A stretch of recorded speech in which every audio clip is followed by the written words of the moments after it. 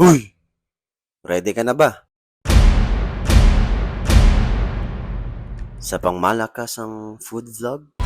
Napakasarap kumain, lalo't maganda ang place, maganda yung ayos ng food, at syempre, masarap. Pero, naisip nyo ba, what if takeout na?